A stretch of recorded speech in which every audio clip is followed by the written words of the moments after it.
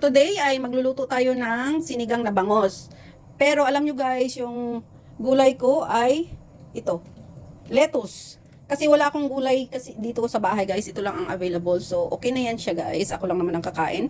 So ayan, may kamatis tayo, may ginger, may sibuyas, syempre may pangsigang tayo, may salt. Ayan yung ating gulay at ito ang ating bangos. So dahil ready na ang ating ingredients lahat, so mag-start na tayo guys. Ilagay na natin ang ating mga ingredients. Ayan, lahat. Halo-halo na lahat guys.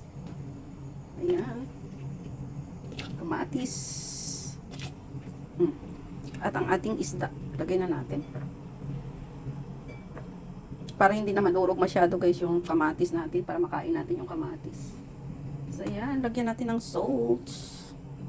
Siyempre, pakuluan natin ng mabuti yan na maluto na masyado ang ating isda.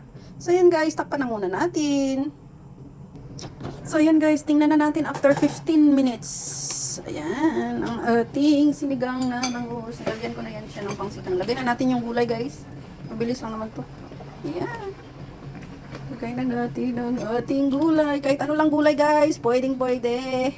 Kung ano lang available dyan. Importante may gulay tayo. Ayan. So, mabilis lang yan. Maluto. So, takpan na natin, guys.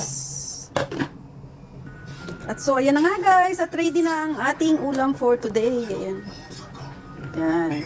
Okay na yan. Thank you so much for watching. So, ito na nga, guys. Ayan. Yung 2 piraso doon nilagay ko lang sa kasirola, guys. Hindi ko na nilagay lahat dito.